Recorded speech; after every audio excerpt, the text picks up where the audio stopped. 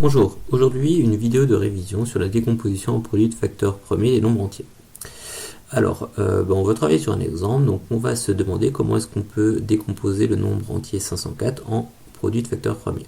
Alors, pour ça, qu'est-ce qu'on fait? On va se demander quels sont les nombres premiers qui divisent 504, et pour ce faire, ce qu'on utilise généralement, c'est les critères de divisibilité. Donc là, on voit par exemple que 504, ça se termine par un 2, donc 504 est divisible par 2. Donc on note la disposition, donc 504 à gauche, ici une barre verticale, et le 2 qui divise 504. Alors, au passage, j'aurais aussi pu dire que 504, 5 plus 0 plus 4, ça fait 9, c'est divisible par 3, donc j'aurais également pu mettre 3, on peut les faire par ordre croissant, ça n'a pas vraiment d'importance. Une fois qu'on a fait ça, qu'est-ce qu'on fait? 504 divisé par 2, ça donne 252, donc j'écris 252 ici. Et je recommence avec 252, donc 252, il se finit par un 2, son chiffre des unités c'est 2, pour parler un peu plus mathématiquement, ça veut donc dire que, du coup je peux le diviser par 2, donc je mets mon 2 dans ma colonne de droite. 252 divisé par 2, ça donne 126, donc là j'écris 126. Je recommence, 126 c'est divisible par 2, 126 divisé par 2, ça donne 63, donc ici je mets 63.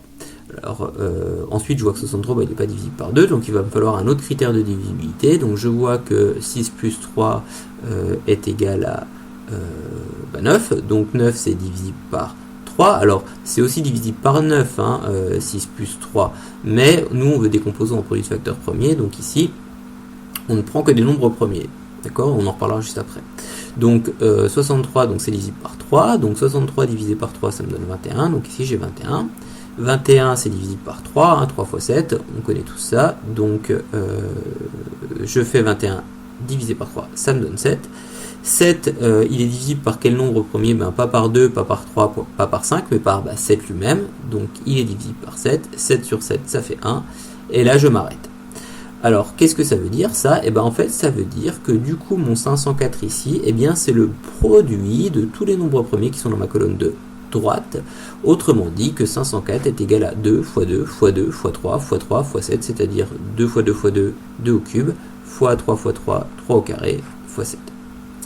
Alors, attention, dans la colonne de droite, on ne peut mettre que des nombres premiers. Si je considère par exemple le raisonnement suivant, qui est le même que le précédent, alors je reprends pas du début, je repars d'ici. Donc on a fait notre 504 divisé par 2, etc. On arrive à 63. Alors comme je disais tout à l'heure, on peut se dire oui mais 63, 6 plus 3, 9, donc 63 est divisible par 9, donc je mets 9 ici. Et puis je sais que 63 c'est 9 fois 7, donc 63 divisé par 9, ça me donne 7.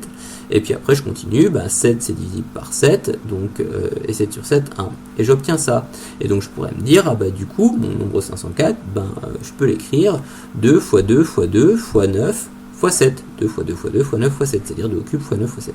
Alors ça, foncièrement, c'est pas faux, c'est-à-dire 504, c'est bien 2 au cube fois 9 fois 7.